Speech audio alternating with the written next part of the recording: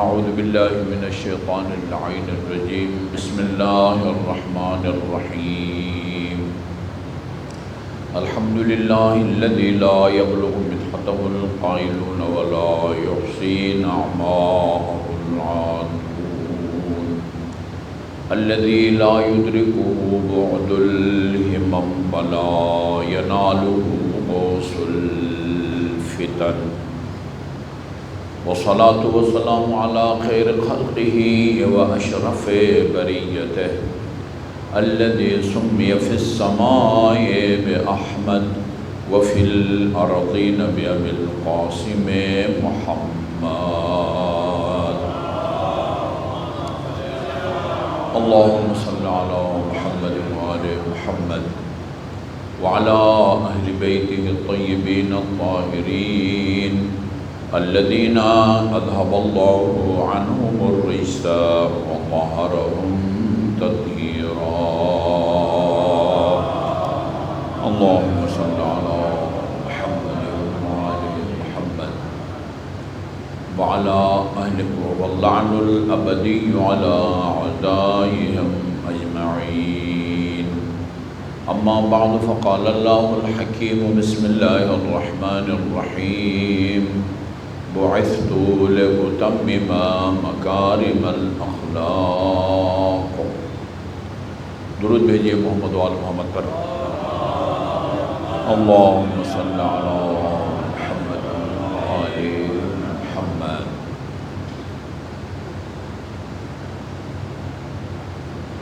میں نے عرض کیا تھا کہ ہماری گفتگو کا موضوع نمائندہ یا نمائندگان الہی کی ذمہ داریاں ہیں۔ اس سلسلے میں آن حضرت کا ایک فرمان میں نے آپ کی خدمت میں پیش کیا تھا، جس میں آپ نے اپنی ذمہ داریوں یا اپنی بعثت کے مقصد کو بیان فرمایا ہے کہ اللہ تعالیٰ نے مجھے کیوں آخری نبی بنا کے بھیجا۔ بعثت لأتمم مکارم الاخلاق، دو اصطلاح ہیں، اخلاقی خصوصیات ہیں، ان دونوں میں فرق کو سمجھنے کی ضرورت ہے۔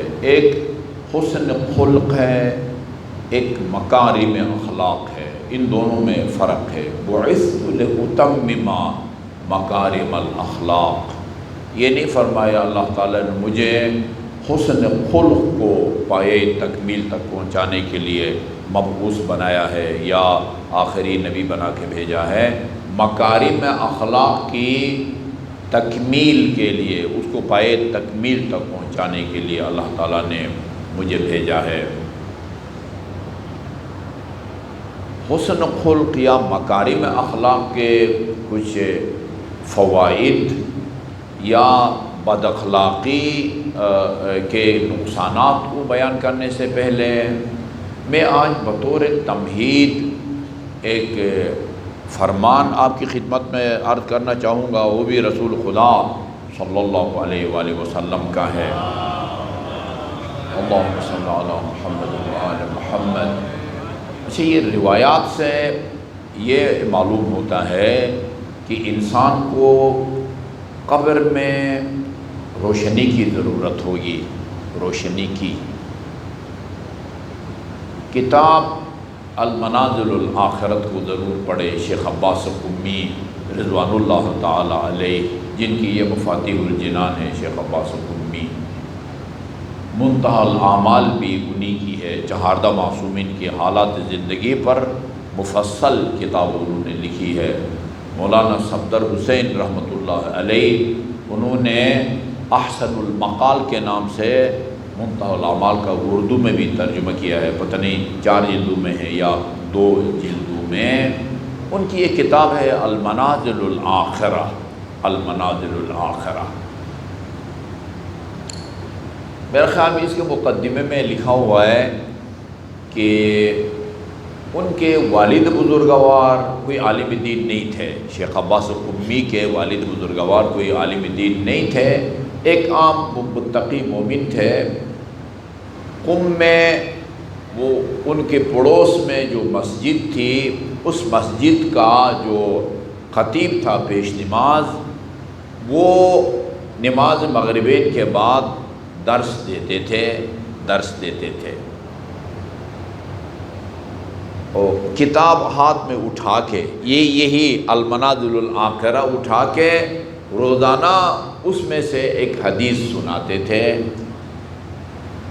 میں آپ کو اس کتاب کا موضوع بتاؤں، یہ جو آخرت کا سفر ہے نا، جو کہ جانکنی سے شروع ہوتا ہے، جانکنی سے لے کر جنت میں داخل ہونے تک، یہ جو طولانی سفر ہے جس کے بارے میں امیر المومنین نے فرمایا ہے، وہ زرار سے معاویہ نے پوچھا تھا کہ تم اپنے مولا کے بارے میں کچھ سناؤ۔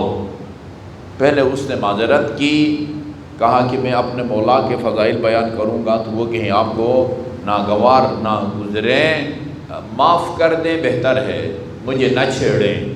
کہا نہیں، لازمی طور پر کچھ سنانا پڑے گا۔ پھر امیر المومنین کے کچھ اس نے فضائل بیان کیے ہیں، کہا کہ میں نے دیکھا ہے، میں اپنے مولا کو رات نے جب اپنے پردے گرائے ہوئے ہوتے ہیں، یعنی تاریکی میں شب میں نے دیکھا ہے کہ آپ اپنے ریش مبارک کو ہاتھ میں لے کے یتململ کتململ سلیم، سلیم اس بندے کو کہتے ہیں جس نے سانپ کو کاٹا ہو، مارگزیدہ فارسی کا لفظ ہے، اردو میں استعمال ہوتا ہے، گزیدن کاٹنے کو کہتے ہیں، مارگزیدہ یعنی سانپ کا کاٹا ہوا۔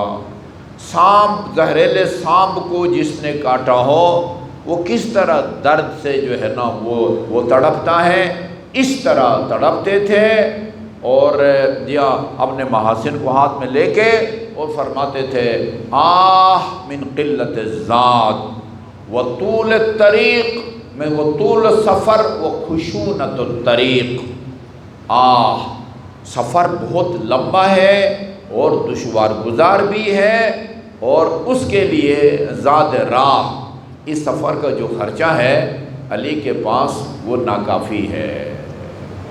یہ طولانی سفر کے دوران جو منزلیں ہیں، مختلف منزلیں، جانکنی سے لے کر جنت میں یا جہنم میں نعوذ باللہ داخل ہونے تک کی جو مشکلات ہیں، ان مشکلات کا حل شیخ عباس قمی نے المنازل الآخرت میں وہ لکھا ہے۔ یہ شیخ عباس قمی کی کتاب المنازل الآخرت کو ہاتھ میں لے کے وہ قم کی مسجد کا خطیب، جس طرح یہ سید صاحب آپ کو پتہ نہیں کچھ سناتے ہوں گے، میں اپنی ادھر مسجد میں ہم کوشش کرتے ہیں نماز مغربین کے بعد وہ 2-4 فقہی مسائل بیان کریں، اور نماز عصر کے بعد بھی ایک نہ کوئی حدیث بیان کرتے ہیں۔ یہ کتاب ہاتھ میں لے کے وہ بیان کرتے تھے، وہاں کوئی نہ کوئی حدیث بیان کرتے تھے۔ جانکنی ایک سخت مرحلہ ہے، اس کی آسانی کے لیے بندے کو کیا کام کرنا چاہیے؟ وہاں یہ روایت انہوں نے دی ہے، من اراد ان تخفف علیہ سکرات الموت، جو شخص یہ چاہتا ہے کہ جانکنی کا مرحلہ میرے لیے آسان ہو جائے، جس کی آسانی سے جان نکل جائے، اس کے لیے روایات میں کہتے ہیں فلان کی جان اس طرح آسانی سے نکل گئی جیسے پرانے زمانے میں ایک پھونکے سے چراغ گل ہو جاتا ہے، اور آج کے زمانے میں اس سے بھی آسان، ایک بٹن آف کریں گے پورا حال وہ تاریک ہو جاتا ہے۔ اس آسانی سے اس کی روح جو ہے نا وہ نکل جاتی ہے۔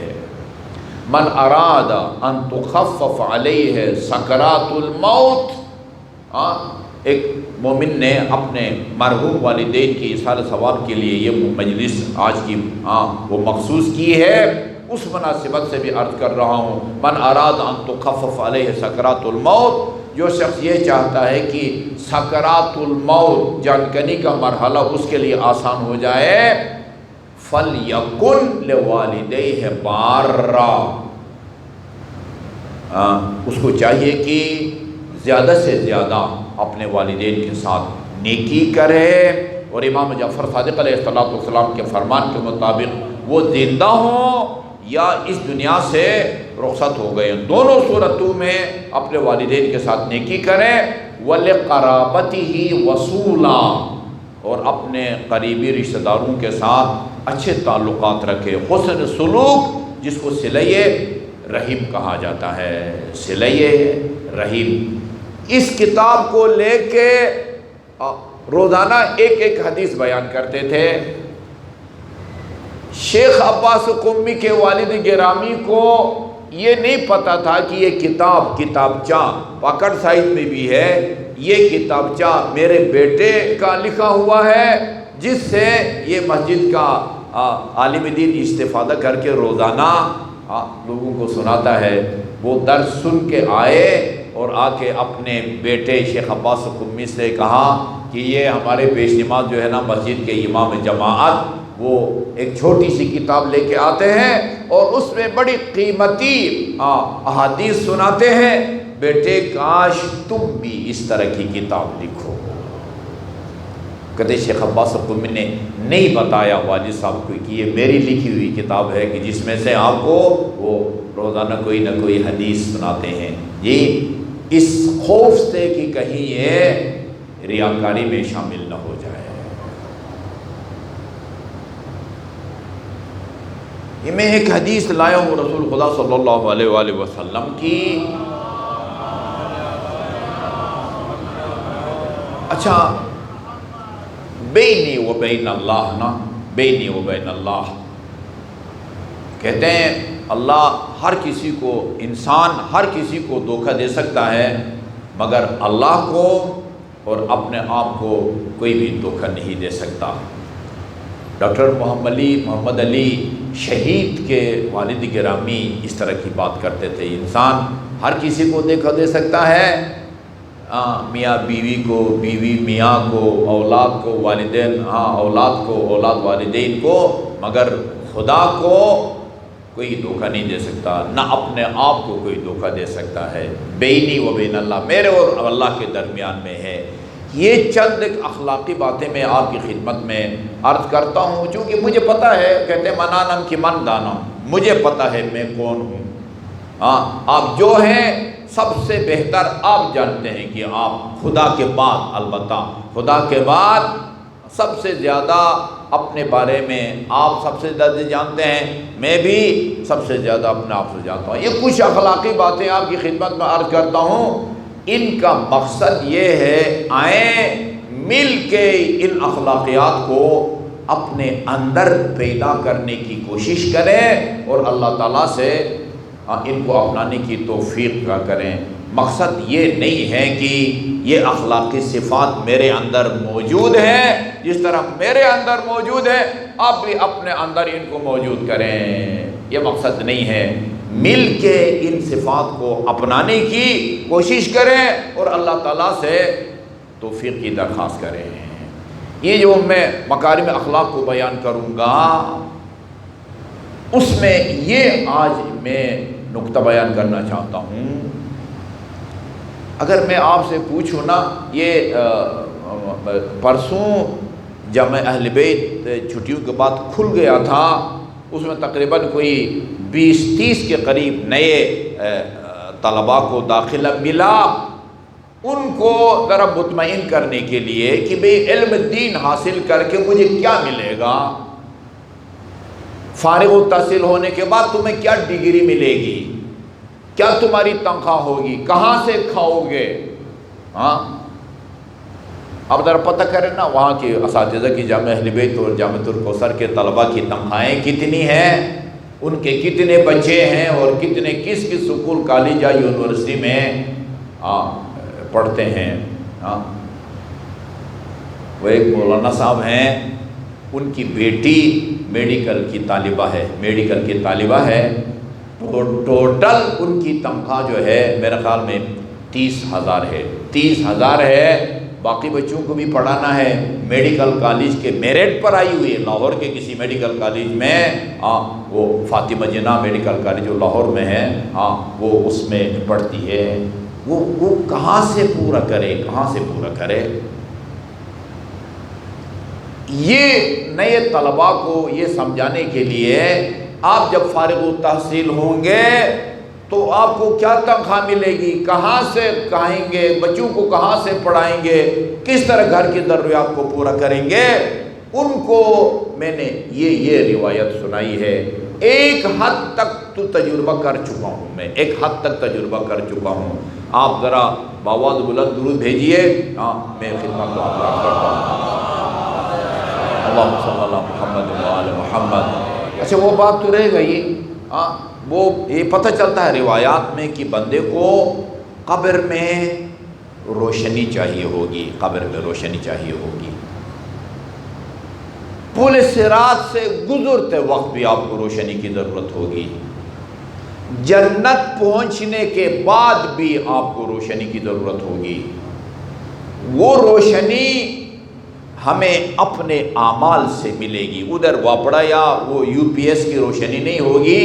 بندے کا اپنا عمل قبر، تاریخ قبر کو روشن کرے گا، بندے کا عمل پل صراط پر روشنی کا کام دے گا، بندے کا عمل جنت پہنچنے کے بعد بھی روشنی کا کام دے گا۔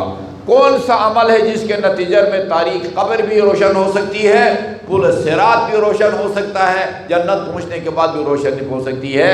رسول خدا کا فرمان ہے، اکثروا من الصلاۃ علیہ، مجھ پر کثرت سے صلوات بھیجا کرو، فإنہا، یہ صلوات جو تم مجھ پر بھیجتے ہو 5 یا 6 سیکنڈ سے زیادہ نہیں لگتے، فإنہا نور فی القبر، یہ صلوات قبر میں بھی نور و روشنی کا کام دے گی، وَنُورٌ عَلَى الصِّرَاطِ، پل صراط پر گزرتے وقت بھی یہ روشنی کا کام دے گی، وَنُورٌ فِي الْجَنَّةِ، یہ آن حضرت کا فرمانا ادھر بھی ادھر بھی ادھر بھی نور کا کام دے گی۔ اس کا مطلب ہے کہ ان سب جگہوں پر روشنی کا کام دے گی، اور یہ روشنی ہمارے اعمال سے پیدا ہوگی، اور وہ کیا ہے؟ محمد اور آل محمد پر صلوات بھیجیں۔ اللہم صلی علی محمد و آل محمد۔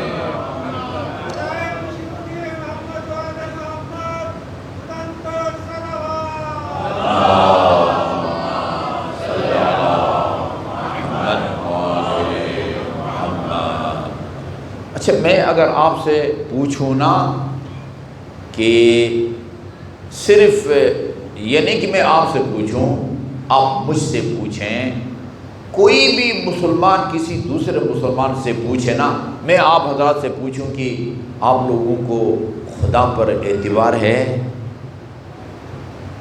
یہ بات آپ کو ناگوار گزرے گی، آپ نے مجھے مسلمان نہیں سمجھا ہوا ہے۔ ہاں، رسول پر آپ کو اعتبار ہے، رسول کی باتوں پر؟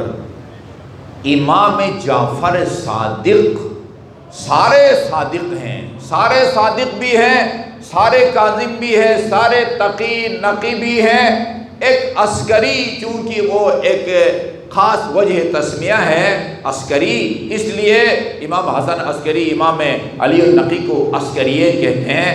وہ باقی امام محمد تقی، امام رضا، امام موسیٰ کاظم یہ عسکری نہیں ہیں۔ باقی ہر وہ صفت کی جس سے ان کا کوئی کمال ظاہر ہوتا ہو، وہ صفت علی سے لے کر امام زمان تک 12 کے 12 اماموں کے اندر وہ صفت موجود ہے۔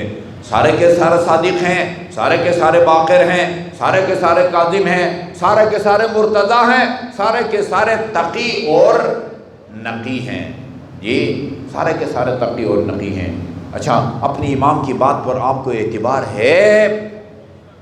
یقیناً ناگوار گزرے گی۔ یا میں کس طرح کا مسلمان ہوں کہ خدا اور رسول کی بات پر مجھے اعتبار نہ ہو؟ میں کس طرح کا شیعہ اثنا عشری ہوں کہ میں اپنی امام کی بات پر اعتبار نہ کروں؟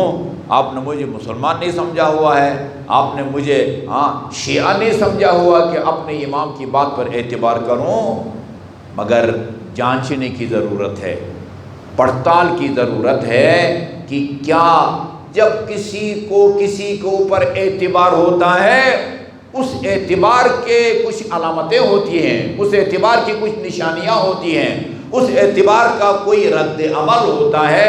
یہ دیکھنا ہے کہ خدا، رسول اور امام پر اعتماد کا جو کہ نشانی ہونی چاہیے وہ ہم میں ہے تو اعتماد ہے، ورنہ صرف یہ کہنے سے کہ ہاں جی مجھے خدا، رسول اور امام کی بات پر اعتماد ہے، اعتماد ثابت نہیں ہوگا۔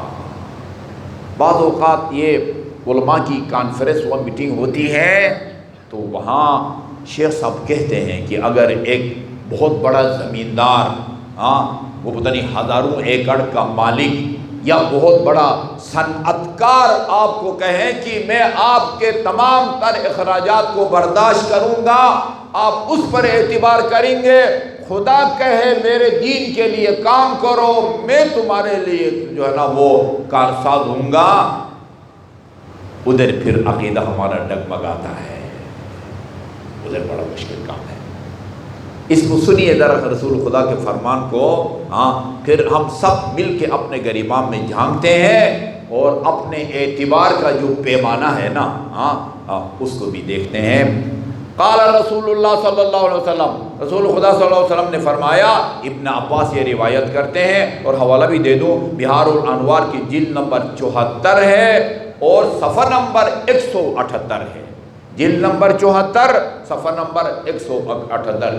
ابن عباس رسول خدا سے نقل کرتے ہیں، رسول خدا نے فرمایا، من انقطع الی اللہ کفاہ کل معونۃ، جو لوگوں سے اپنے رابطہ کو، وابستگیوں کو توڑ کے مکمل خدا سے وابستہ ہو جائے، اللہ اس کے تمام اخراجات کو اپنے ذمہ لے لیتا ہے۔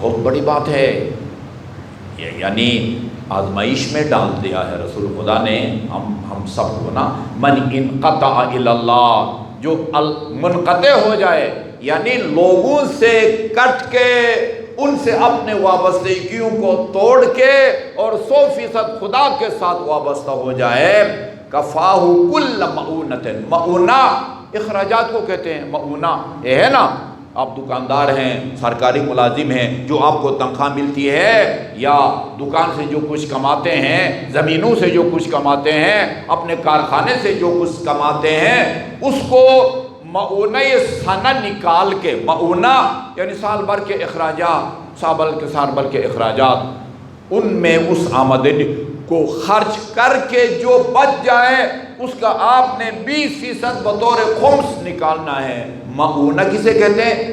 اخراجات کو، اخراجات کو۔ اور ایک اور حدیث بھی سن لیجئے، رسول خدا نے فرمایا، المعونۃ، یہ عین کے ساتھ ہے، معونہ حمزے کے ساتھ اخراجات، معونہ عین کے ساتھ مدد، المعونۃ بقدر المعونہ، بندے کے اخراجات کے مطابق خدا کی طرف سے مدد ملتی ہے، یعنی راہ خدا میں جتنا آپ خرچ کریں گے اسی حساب سے اللہ تعالیٰ آپ کے رزق روزی میں اضافہ فرمائے گا۔ یہ وعدہ الہی ہے، المعونۃ بقدر المعونہ، یعنی خدا کی طرف سے جو اعانت ہے، تعاون ہے، مدد ہے، وہ اخراجات کے مطابق ہوتی ہے۔ جو اللہ سے اپنے وابستگی کو ثابت کرے، کفاہ کل معونۃ، اللہ اس کے تمام تر ضروریات زندگی کو اور اخراجات کو اپنے ذمے جو ہے نا وہ لے لیتا ہے۔ ومن انقطع الی الناس وکلہ اللہ الیہا، اور جو اپنی تمام تر امیدوں کو لوگوں کے ساتھ وابستہ کرے، اللہ پھر اس کو لوگوں کے حوالے کر دیتا ہے، جا لوگ تجھے پالیں گے، لا تکلنی الی نفسی طرفۃ عین ابدا۔ عجیب روایت ہے نا، یہ عجیب روایت ہے۔ اخلاقیات کی ایک کتاب ہے جو آیت اللہ محسنی نے لکھی ہے، اس کا میں نے اردو میں ترجمہ کیا ہے، فارسی میں کتاب کا نام تھا روش جدید اخلاق اسلامی۔ اس کا جو مطلب بنتا ہے، ہم نے اردو ترجمہ کا بھی وہی نام رکھا ہے، اسلامی اخلاق کا جدید اسلوب۔ کتاب کی ابتدا میں آیت اللہ نے دعویٰ کیا ہے کہ اس کے اندر جتنی بھی روایتیں ہیں سب کے سب میری تحقیق کے مطابق مستند ہیں، یعنی واقعی کلام معصوم ہے۔ رمضان المبارک میں روزہ رکھ کر اگر آپ اس کتاب کی کوئی روایت کو نقل کریں، رسول خدا نے فرمایا، امیر المومنین نے فرمایا، امام جعفر صادق نے فرمایا، آپ کے روزے کو کچھ نہیں ہوگا، چونکہ یقیناً یہ کنفرم، اور یہ ہمارے مدارس کے اندر جو جہاں عقائد کی کتابیں پڑھاتے ہیں، تاریخ کی کتابیں پڑھاتے ہیں، فقہ کی کتاب پڑھاتے ہیں، اخلاقیات کی کتاب کے طور پر نصاب میں شامل ہے یہ کتاب۔ نصاب میں اسلامی اخلاق کا جدید اسلوب، اس کے اندر انہوں نے یہ روایت کی ہے۔ جناب ام سلمہ فرماتی ہیں آدھی رات کا وقت تھا، آپ کو معلوم ہے نا آن حضرت نے راتوں کو امہات المومنین میں تقسیم کیا ہوا تھا، ایک رات کسی ام المومنین کے گھر، دوسری رات کسی، تیسری رات کسی کو تقسیم کر رکھا تھا۔ جناب ام سلمہ کی باری تھی۔ جناب ام سلمہ فرماتی آدھی رات کو میں نے دیکھا آن حضرت اپنے بستر پر نہیں ہے، میری آنکھ کھلی، دیکھا کہ میرے پاس رسول خدا نہیں ہے۔ میں پریشان ہو گئی، اس پرآشوب دور میں آن حضرت آدھی رات کو کہاں جا سکتے ہیں؟ میں گھر سے باہر نکلی، میں نے دیکھا صحن میں آدھی رات کو ایک دعا پڑھ رہے تھے، 4 جملے ہیں اس دعا کے، ہلا دیتے ہیں یہ 4 جملے انسان کو۔ الہی لا تنزع منی صالح ما اعطیتنی ابدا۔ اس کا سلیس ترجمہ میں یہ کروں گا، خدایا جن کمالات سے تو نے مجھے نوازا ہے، یا جن کارہائے خیر کی تو نے مجھے توفیق دے رکھی ہے، ان کو مجھ سے سلب نہ کر۔ لا تنزع، نزع کی حالت کو کہتے ہیں نا، جانکنی کو نزع بھی کہتے ہیں، فلان کا نزعی بیان یہ تھا، یعنی جب اسرائیل روح قبض کر رہا تھا اس وقت آخری جو بیان ہے اس کو کہتے ہیں نزعی بیان۔ نزع کھینچنا یا نکالنے کو کہتے ہیں، یا سلب کرنا، چھیننے کو کہتے ہیں۔ لا تنزع منی صالح ما آتیتنی ابدا، جو کمالات تو نے مجھے دیے ہیں کبھی بھی ان کو مجھ سے سلب نہ کر، نہ چھین۔ اگلا جملہ، لا تردنی الی سوء استنقذتنی منہ ابدا۔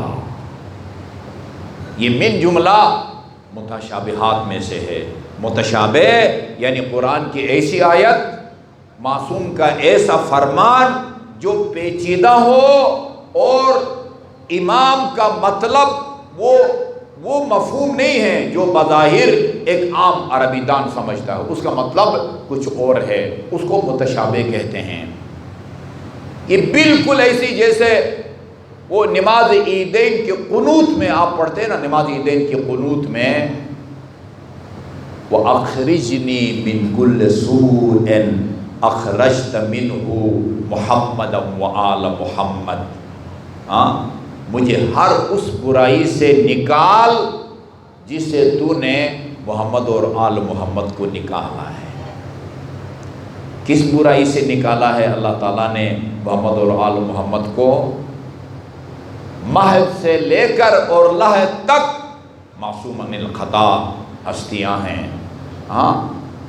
لا تردنی، لہذا بعض ظاہر بین جو اس طرح کی عبارات کے حقیقی مفہوم کو نہیں سمجھتے، وہ برا بلا کہتے ہیں ان لوگوں کو جو دعائے قنوت میں یہ دعا پڑھتے ہیں، وَأَخْرِجْنِي مِنْ كُلِّ سُوءٍ أَخْرَجْتَ مِنْهُ مُحَمَّدًا وَآلَ محمد، مجھے ہر اس برائی سے نکال، نجات دے یا بچا کہ جس سے تو نے محمد اور آل محمد کو نکالا ہے۔ یہ بھی یہی ہے، لا تردنی الی سوء استنقذتنی منہ ابدا، مجھے اس برائی کی طرف نہ لوٹا کہ جس برائی سے تو نے مجھے نکالا ہے۔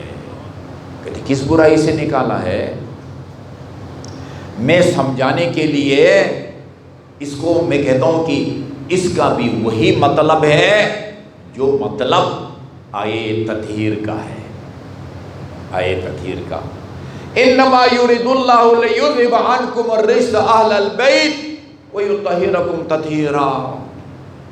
ہم اپنے عقیدے کے مطابق کوئی شیعہ مفسر یا مترجم قرآن اس نے یہ ترجمہ نہیں کیا ہے آیے تطہیر کا، اللہ یہ چاہتا ہے کہ اہل بیت کو ہر قسم کے رجس اور پلیدی سے دور کرے، یہ ترجمہ کسی نے نہیں کیا ہے۔ اگرچہ لغت کے اعتبار سے دیکھو، یذہب کا مطلب یہ ہوتا ہے لے جانا، ہٹانا، دور کرنا، یہ اس معنی میں استعمال ہوتا ہے۔ لیکن جس نے بھی ترجمہ کیا ہے، وہ چاہے مولانا فرمان کا ترجمہ ہو رحمت اللہ علیہ، مولانا مقبول کا ترجمہ ہو رحمت اللہ علیہ، شیخ محسن کا ترجمہ ہو، فرمان کا ترجمہ ہو، ذیشان حیدر جوادی کا، ان کا بھی ہے نا عابدی صاحب، کسی مترجم شیعہ مترجم نے یہ ترجمہ نہیں کیا ہے۔ اللہ یہ چاہتا ہے اہل بیت اطہار کو ہر قسم کے رجس اور پلیدی سے دور کرے، سب نے یہی ترجمہ کیا ہے۔ خدا چاہتا ہے اہل بیت کو ہر قسم کے رجس اور پلیدی سے دور رکھے، دور رکھے، دور رکھے، رکھنے کا معنی ہے یہ جو آن حضرت کا فرمان ہے، اس کا بھی یہی مطلب ہے، لا تردنی الی سوء استنقذتنی منہ ابدا۔ مہد سے لے کر اور ابھی تک جن برائیوں نے تو نے مجھے زیور عصمت سے آراستہ کر کے بچائے رکھا ہے، تا حیات مجھے ان برائیوں سے بچائے رکھ، جس طرح اب تک تو نے مجھے گناہوں سے پاک رکھا ہے، مہد لحد تک ان برائیوں سے مجھے بچائے رکھ۔ اس دعا میں کوئی حرج نہیں ہے۔ اہدنا الصراط المستقیم کا بھی یہی مطلب ہے۔ آپ کا کیا خیال ہے رسول اور اہل بیت و رسول جو کہتے ہیں اہدنا الصراط المستقیم، یعنی صراط مستقیم کی ہدایت فرما، ان کو ابھی تک صراط مستقیم نہیں ملا، ان کو اللہ تعالیٰ نے ہدایت نہیں ملی، ان کو ہادی بنا کے بھیجا ہے۔ اہل بیت اطہار کو رسول خدا کو اللہ نے ہادی بنا کے بھیجا ہے، جس کو ہادی بنا کے بھیجا ہے اس کو صراط مستقیم کے راستے کا پتہ نہیں ہے۔ اس کا مطلب یہ ہے کہ ہمیں صراط مستقیم پر ثابت قدم رکھ۔ ربنا حکم ہے کثرت سے اس آیے کریمہ کی تلاوت کیا کرو، ربنا لا تزغ قلوبنا بعد اذ ہدیتنا وہب لنا من لدنک رحمہ انک انت الوہاب۔ کوئی حرج نہیں ہے اس دعا میں، خدایا ایک مرتبہ ہدایت دینے کے بعد ہمارے دلوں کو ٹیڑھا نہ کر، کوئی مستثنا نہیں ہے، سب سے کہا جا رہا ہے یہ اہدنا الصراط المستقیم بھی پڑھو اور ربنا لا تزغ قلوبنا بعد اذ ہدیتنا کو بھی پڑھو، کیونکہ اس کا مطلب کیا ہے؟ ثابت قدم رکھ۔ آیت اللہ خوئی نے بھی اہدنا الصراط المستقیم کی یہی تفسیر کی ہے کہ ہمیں صراط مستقیم پر ثابت قدم رکھ، ثابت قدم رکھ۔ تیسرا جملہ کیا تھا؟ لا تشمت بی عدوا ولا حاسدا ابدا، خدایا کبھی بھی میرے کسی حاسد اور دشمن کو خوشحال نہ کر۔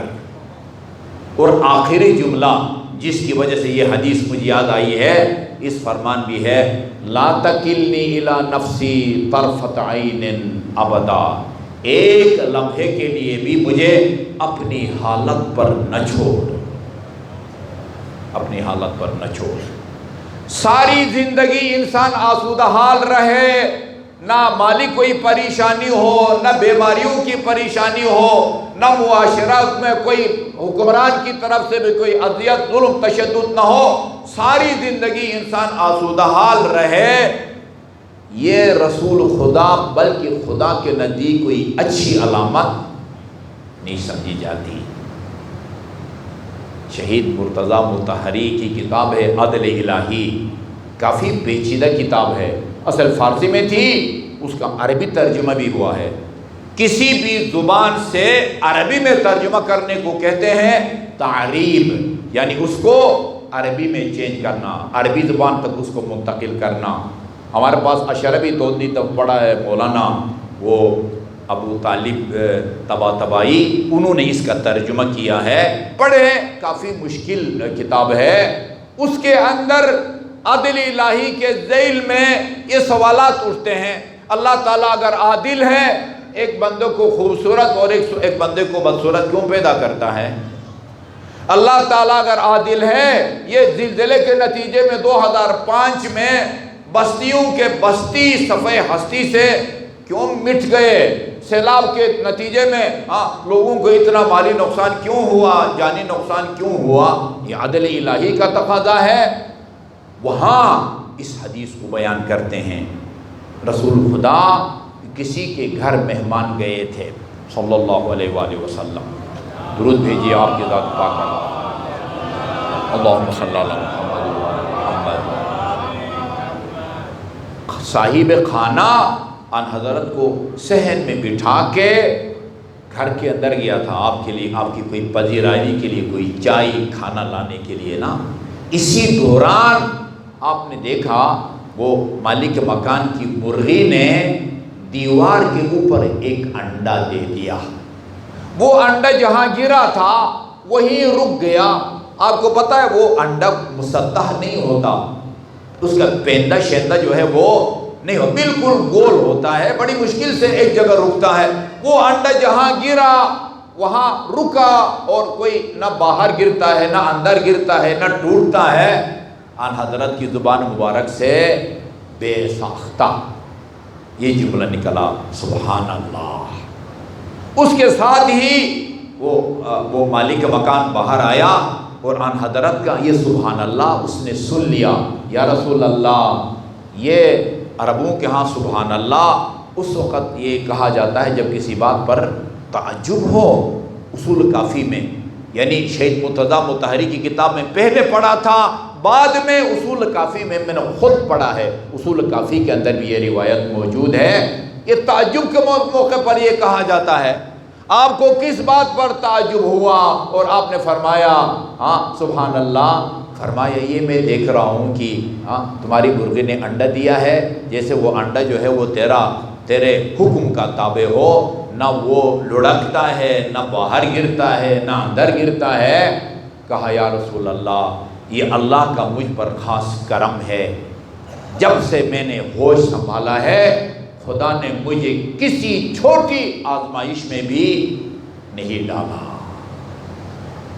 فرمایا بڑا مشکل ہے اس جملہ کو ہضم کرنا۔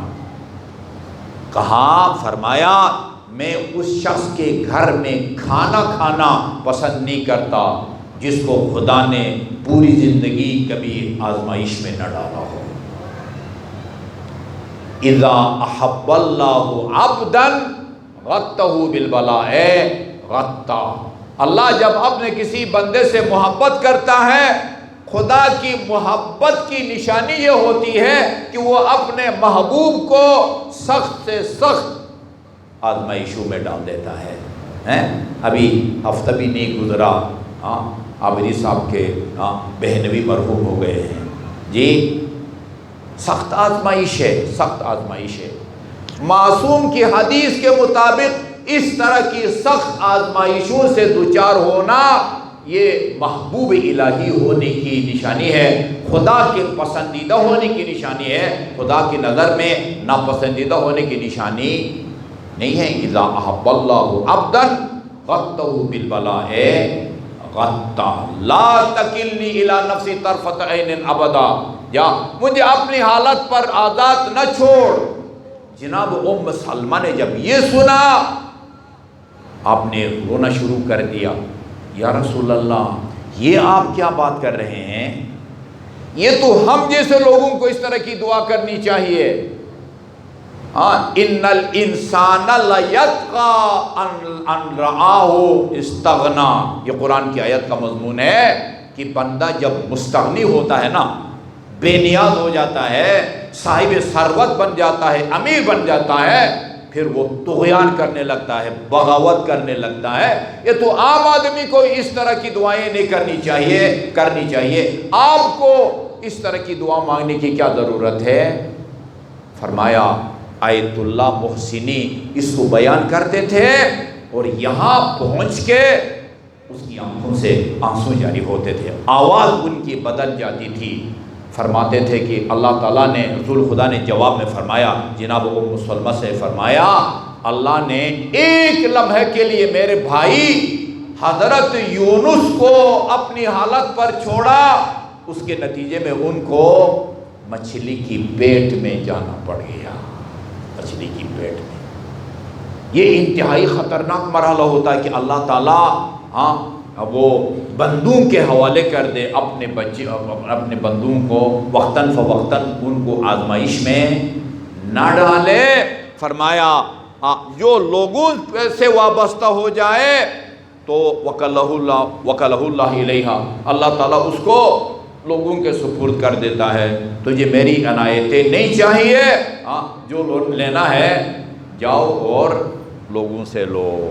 وَمَنْ حَاوَلَ أَمْرًا بِمَعْصِيَةِ اللَّهِ كَانَ أَبْعَدَ لَهُ مِمَّا رَجَا وَأَقْرَبَ مِمَّا اتَّقَى، جو شخص اللہ تعالیٰ کی معصیت کر کے کوئی مطلب حاصل کرنا چاہے، وہ اپنے مدعا سے، مطلوب سے، ہدف سے دور ہو جاتا ہے، اور جس چیز سے بچنا چاہتا ہے اس کے قریب ہو جاتا ہے۔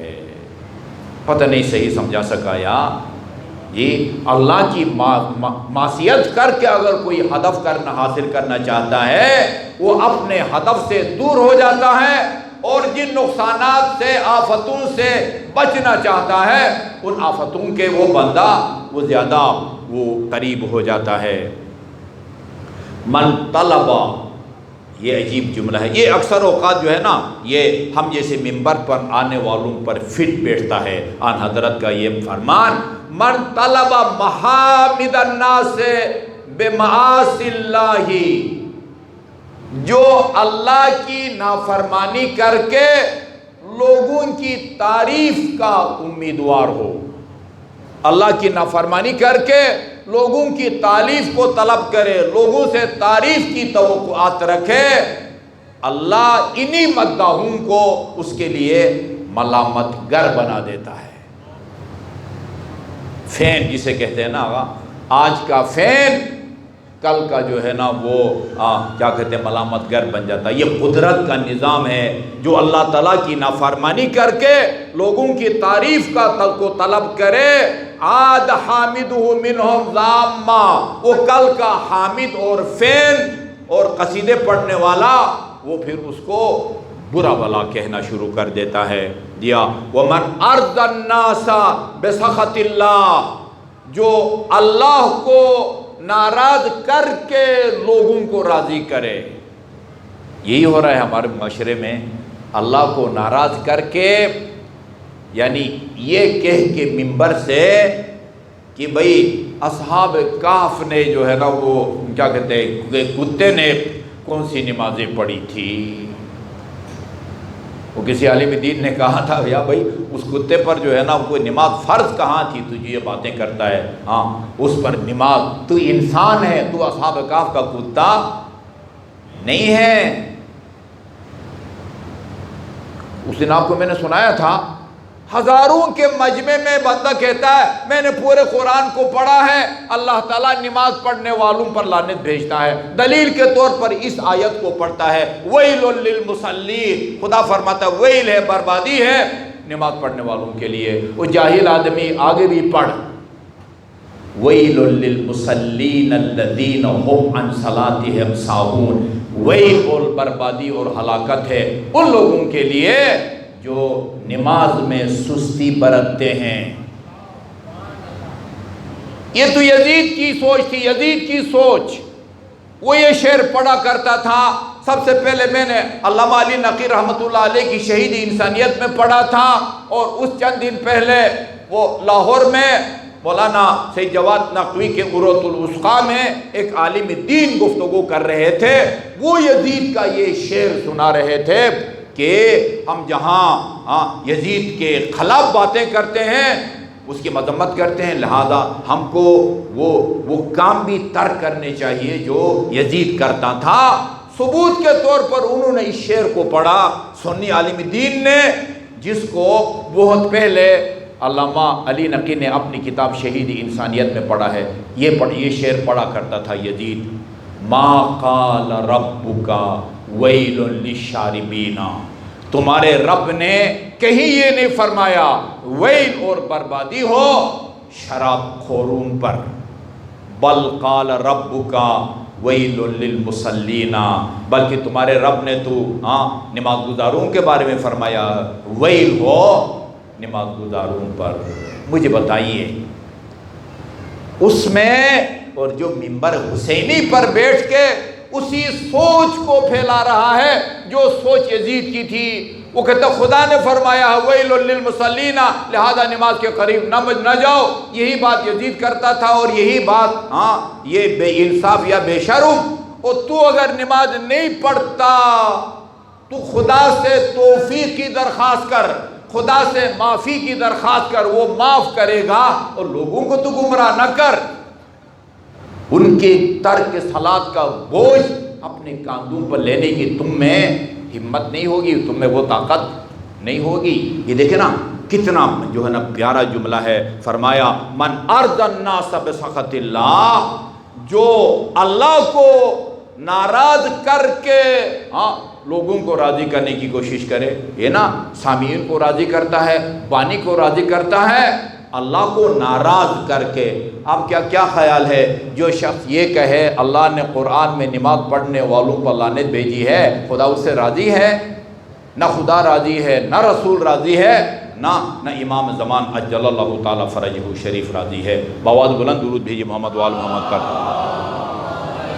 اچھا جی، ادھر بھی فرمایا وَقَلَّهُ اللَّهِ إِلَيْهِمْ، اللہ تعالیٰ پھر اس کو انہی کے سپرد کر دیتا ہے، انہی جاؤ یہی تمہیں پالیں گے اور تمہیں پھونسیں گے۔ جیا وَمَنْ أَرْضَ اللَّهَ بِسَخَطِ النَّاسِ، اور اس کا الٹ جو لوگوں کی ناراضگی کو مول لیتا ہے تاکہ خدا راضی ہو جائے، لوگوں کی ناراضگی کو مول لیتا ہے تاکہ خدا راضی ہو جائے، اس کو اللہ تعالیٰ کیا صلہ عطا فرماتا ہے؟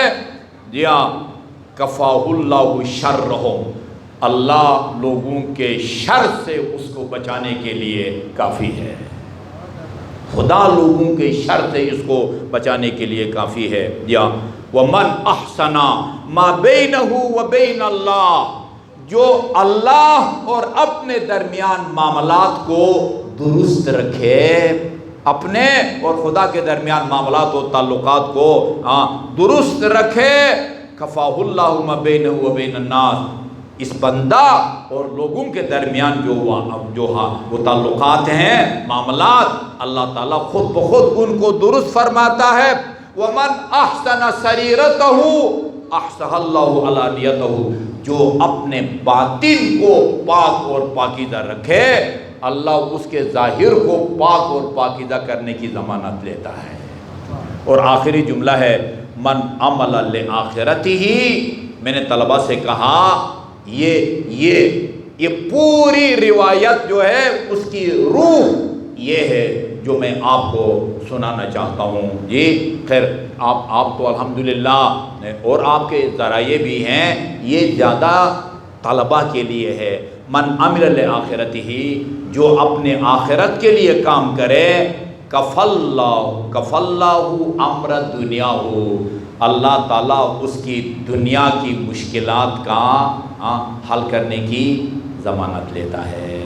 بآواز بلند درود بھیجیے محمد اللہم صلی علی محمد وآل محمد۔ اس روایت کا مفہوم یہ ہے کہ ہم غیب پر ایمان یہ روح اسلام ہے، اسلام کی روح غیب پر ایمان لانا ہے۔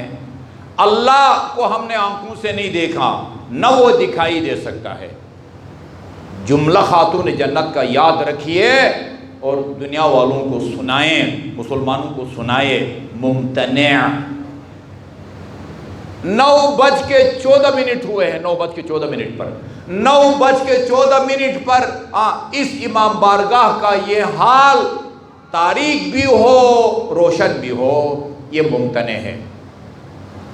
9:14 پر یہ سامعین سے بھرا ہوا ہو اور 9:14 پر یہ مومنین سے خالی بھی ہو، یہ کیا ہے؟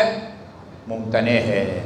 خاتون جنت سلام اللہ علیہا فرماتی ہیں الممتنع علی الابصار رؤیتہ، اللہ کا دکھائی دینا ان آنکھوں سے وہ ممتنع ہے۔ جس طرح اجتماع نقیضین، جس طرح وجود اور عدم جمع نہیں ہو سکتے، ممتنع اور محال ہے، اسی طرح اللہ تعالیٰ کا دکھائی دینا بھی ممتنع اور محال ہے۔ اللہ دکھائی نہیں دیتا مگر ہم اس پر ایمان رکھتے ہیں، فرشتہ دکھائی نہیں دیتا ہم اس پر ایمان رکھتے ہیں، روح دکھائی نہیں دیتا ہم اس پر ایمان رکھتے ہیں۔ یہ اخلاقیات کے ذیل میں مکارم اخلاق میں کچھ باتیں کروں گا، ان کو آسانی سے سمجھنے اور ان کو ہضم کرنے کے لیے یہ آج کی گفتگو کر رہا ہوں کہ غیب پر ایمان راسخ لانے کا تقاضا یہ ہے کہ پھر اس کے تقاضوں کو بھی ہم پورا کریں۔ باواز بلند درود بھیجئے محمد و آل محمد۔ اللہم صلی علی محمد و آل محمد۔ مجھے چٹ دی گئی ہے ایک مومن کے والدین کی ایصال ثواب کے لیے یہ آج کی مجلس مخصوص کی گئی ہے۔ میں آپ کی اجازت سے اس مکرمہ اور معظمہ کو ان بانی مجلس کے والدین کی مغفرت کے لیے وسیلہ بناؤں گا، جس نے اللہ تعالیٰ سے خصوصی طور پر شفاعت کے اختیارات حاصل کیے ہیں، مانگ کے۔ وہ شفیع روز جزا ہے، شفیع روز جزا۔ بہت مشہور ایران کے خطیب تھے آغائی تحققی، وہ مکہ آئے ہوئے تھے حج پہ، وہاں انہوں نے ایک مجلس پڑھی آغائی سیستانی کے، وہ جو ہے نا وہ اس میں بیسہ حج مشن جو مراجع کا آتا ہے، آیت اللہ سیستانی کے حج مشن میں آئے ہوئے تھے، ایک مجلس ہو رہی تھی، اس مجلس میں انہوں نے فرمایا ہمارے 14 کے 14 وسیلے ہیں، دعائی توسل میں ہم ان کو وسیلہ بناتے ہیں۔ سب سے پہلے رسول خدا کو اللہم انی اسألک و اتوجہ الیک بنبیک نبی الرحمہ، اور آخر میں امام زمان کو وسیلہ بناتے ہیں۔ یہ 14 کے 14 ہمارے وسیلے ہیں، لیکن اگر آپ کسی ایسی ہستی کو وسیلہ بنانا چاہیں کہ جس کو وسیلہ بنانے کے بعد باقی 13 بھی خود بخود آپ کے وسیلہ بنیں گے، آپ کی شفاعت کریں گے، اس وسیلے کا نام خاتون جنت ہے صلوات اللہ وسلامہ علیہا۔ خصوصی طور پر مجھے نہیں معلوم، ہمارا سلام ہو اس بی بی کے نام کے ایک ایک حرف پر ہم قربان جائیں۔ کیسی دل سوز ہے ان کے پہلو میں، یہ دل کس طرح کا دل ہے جو اپنے محبین کے لیے جو ہے نا وہ اس طرح دھڑکتا ہے۔ اپنے بابا کی خدمت میں آ کے عرض فرماتی ہیں بابا آپ نے علی سے میری شادی کی اور 500 درہم حق مہر رکھا، میری شادی کے بعد اب جو بھی اپنی بیٹی کی شادی کرتا ہے 500 درہم حق مہر رکھ رہا ہے۔ میں رحمت للعالمین کی بیٹی ہوں، خدا کی مخلوقات میں سب سے افضل مخلوق کی میں بیٹی ہوں، میرے حق مہر اور عام لوگوں کے حق مہر میں کوئی فرق ہونا چاہیے۔ فرماتے ہیں بیٹی اچھا علی سے کہتے ہیں 500 اور دے دے۔ 500 امیر المومنین اس وقت ادا کر چکے تھے، یا علی سے کہتے ہیں درہم کے بجائے دینار دے جو سونے کا ہوتا تھا، درہم چاندی کا ہوتا تھا۔ فرماتی ہے میں بابا میں حق مہر کے طور پر آپ کے پاس کوئی درہم و دینار مانگنے نہیں آئی، بلکہ میں تو یہ کہوں گی علی نے جو 500 درہم ادا کر دیا ہے نا وہ بھی علی کو واپس کر دیں۔ پھر بیٹی بابا کے پاس کیا فرمائش اور خواہش لے کے آئی ہو؟ فرمایا میں یہ خواہش لے کے آئی ہوں آپ خدا کی بارگاہ میں یہ عرض کریں کہ وہ مجھے حق مہر کے طور پر گناہگاروں کی شفاعت کے اختیارات دے، ان کو میں روز قیامت استعمال کروں اور گناہگاروں کو جنت کا حقدار بناؤں۔ یہ سنت رہی ہے اللہ تعالیٰ کی ادھر خاتون جنت ایک خواہش کا اظہار کرتی ہے، دوسرے لمحے قدرت اس خواہش کو پورا کرتی ہے۔ جبرائیل امین، یہ نہیں لکھا ہوا روایت کے اندر کہ رسول خدا نے 2 رکعت نماز پڑھی ہو، خدا کی بارگاہ میں دعا کی ہو، خدایا میری بیٹی کو حق مہر کے طور پر شفاعت کے اختیارات دے، نہیں، کہیں نہیں لکھا ہوا ہے۔